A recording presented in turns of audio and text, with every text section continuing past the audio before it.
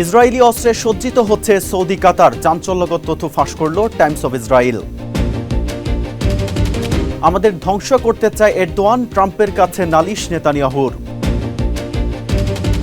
ভারতে গরুর মাংস রান্নার অভিযোগে ৩ মুসলিম নারী গ্রেফতার, ফরেনসিক রিপোর্টের আগেই জেল।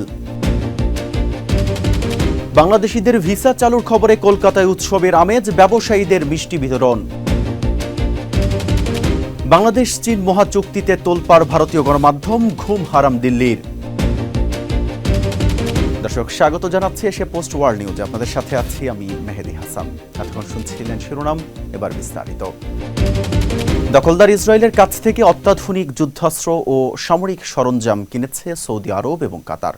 টাইমস অব ইসরায়েলের দাবি অনুযায়ী কাতার তাদের রাজকীয় বিমান বহরে ইসরায়েলি আকাশ প্রতিরক্ষা ব্যবস্থা স্থাপন করেছে। এছাড়া সৌদি আরব ও কাতার দুই দেশই তাদের F-15 যুদ্ধ বিমানের জন্য কয়েকশো অত্যাধুনিক ইসরায়েলি কম্পিউটারাইজড হেলমেট ও নাইট ভিশন গ্লাস সংগ্রহ করেছে। মার্কিন কোম্পানির মাধ্যমে হওয়া এই গোপন লেনদেনের তথ্য ফাঁসের পর বিশ্বজুড়ে তোলপাড় শুরু হয়েছে। বিস্তারিত প্রতিবেদনে। এবার দখলদার ইসরায়েলের কাছ থেকে অত্যাধুনিক যুদ্ধাস্ত্র ও সামরিক সরঞ্জাম কিনছে সৌদি আরব এবং কাতার। রবিবার ইসরায়েলি সংবাদ মাধ্যম টাইমস অব ইসরায়েলের এক প্রতিবেদনে এই চাঞ্চল্যকর তথ্য প্রকাশ করা হয়েছে। প্রতিবেদনে বলা হয়েছে, কাতার ও সৌদি আরব তাদের বিমান বাহিনীর সুরক্ষায় ইসরায়েলি আকাশ প্রতিরক্ষা ব্যবস্থা এবং F-15 যুদ্ধ বিমানের জন্য তৈরি বিশেষ কম্পিউটারাইজড হেলমেট সংগ্রহ করেছে। গণমাধ্যমটির তথ্য অনুযায়ী কাতারের রাজকীয় বিমান বহরের ১১টি বিমানের মধ্যে ৩টিতে ইসরায়েলি কোম্পানির এলভিট এর তৈরি সি মিউজিক আকাশ প্রতিরক্ষা ব্যবস্থা স্থাপন করা হয়েছে। এছাড়া ২০১৭ সালে যুক্তরাষ্ট্রের সাথে হওয়া কাতারের F-15 যুদ্ধ বিমান চুক্তির সময় একটি ইসরায়েলি কোম্পানি প্রায় ১৫০ থেকে $২০০ মিলিয়ন সাব কন্ট্রাক্ট পেয়েছিল, যার অধীনে ১৬০টি অত্যাধুনিক হেলমেট এবং নাইট ভিশন গ্লাস সরবরাহ করে ইসরায়েল। অন্যদিকে ২০১০ সালে মার্কিন কোম্পানি বোয়িং এর মাধ্যমে F-15 যুদ্ধ বিমান কেনার সময় একই ধরনের ইসরায়েলি সামরিক সরঞ্জাম কিনেছিল সৌদি আরবও। দেশটি ইসরায়েল থেকে সব মিলিয়ে ৪৫২টি অত্যাধুনিক কম্পিউটারাইজড হেলমেট এবং ৪৬২টি নাইট ভিশন গ্লাস সংগ্রহ করেছিল। অনলাইনের বিভিন্ন ফুটেজেও সৌদি বাহিনীকে ইসরায়েলের সরবরাহকৃত এসব যুদ্ধাস্ত্র ব্যবহার করতে দেখা গেছে। তুর্কি প্রেসিডেন্ট এরদোয়ানের ইসরায়েল ধ্বংসের আহ্বানের বিরুদ্ধে যুক্তরাষ্ট্রের কাছে আনুষ্ঠানিক নালিশ করার ঘোষণা দিয়েছেন ইসরায়েলের প্রধানমন্ত্রী নেতানিয়াহু।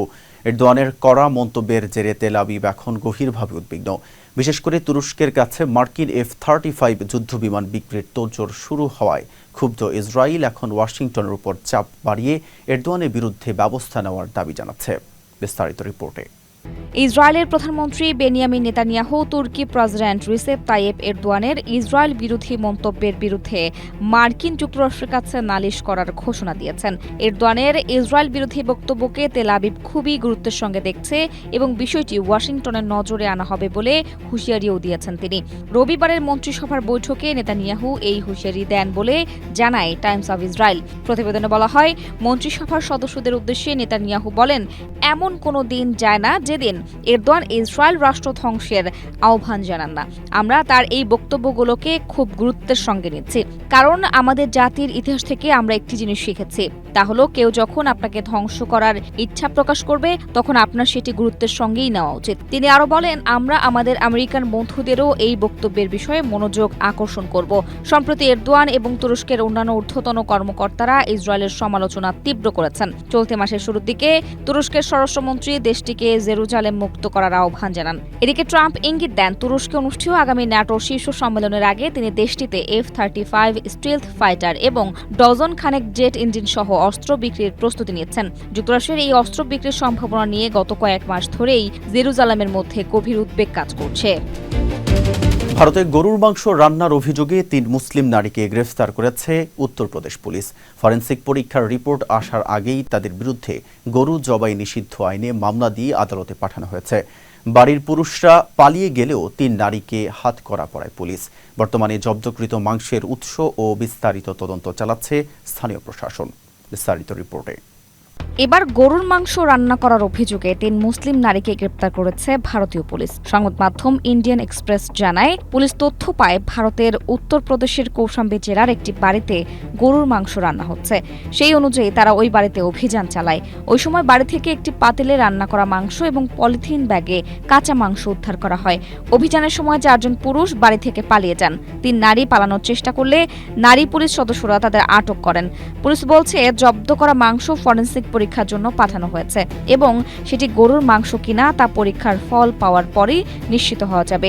এদিকে পরীক্ষার ফলাফলের অপেক্ষায় থাকা সত্ত্বেও ইতোমধ্যেই ওই 3 নারীর বিরুদ্ধে উত্তরপ্রদেশের গরু জবাই নিষিদ্ধ আইনের অধীনে মামলা দায়ের করা হয়েছে।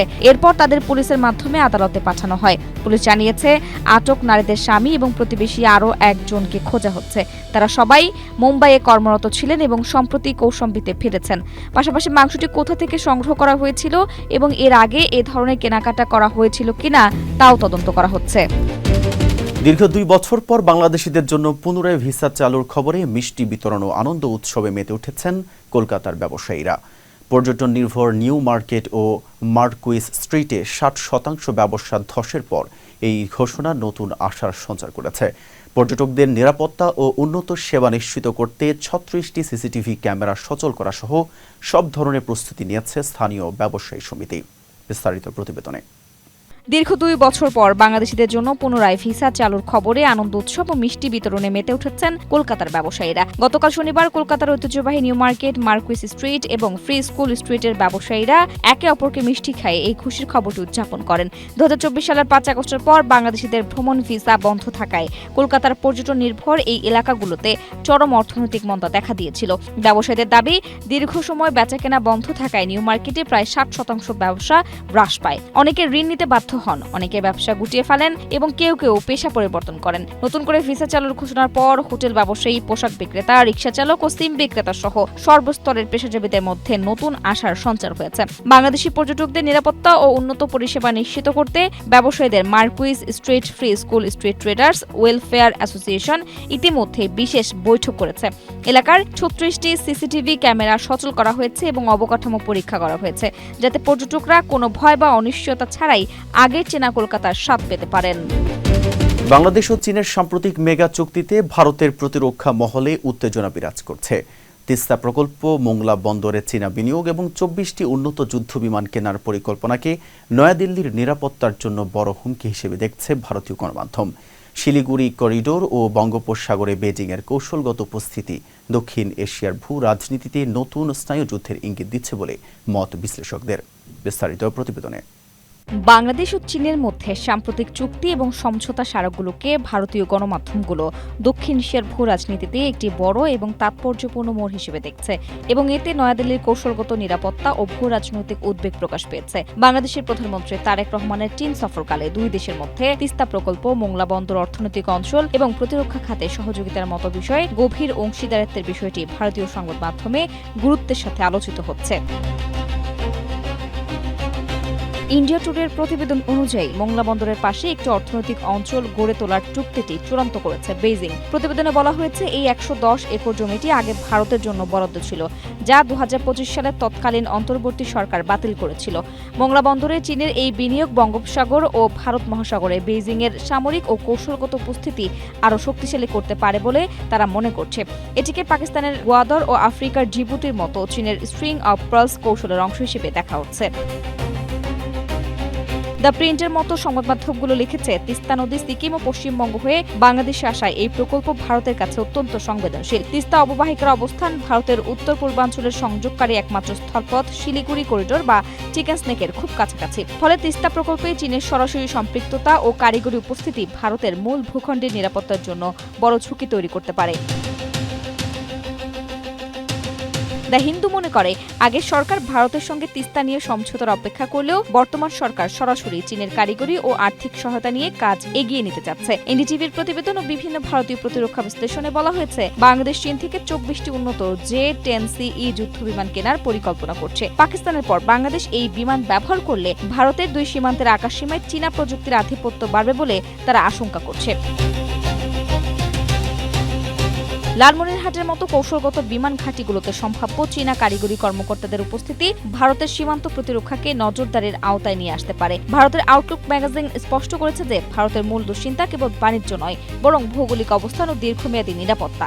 বাংলাদেশ চীন যৌথ বিবৃতিতে বাংলাদেশ চীন মিয়ানমার অর্থনৈতিক করিডোর পুনরুজ্জীবিত করার যে ইঙ্গিত দেওয়া হয়েছে তা ভারতের দক্ষিণ এশীয় আঞ্চলিক প্রভাবকে সরাসরি চ্যালেঞ্জ করছে। আফরোজা দিবা, এশিয়া পোস্ট। দর্শক, এই ছিল এখনকার আন্তর্জাতিক সংবাদে। আপনাদের সাথে ছিলাম আমি মেহেদী হাসান। এতক্ষণ সাথে থাকার জন্য ধন্যবাদ।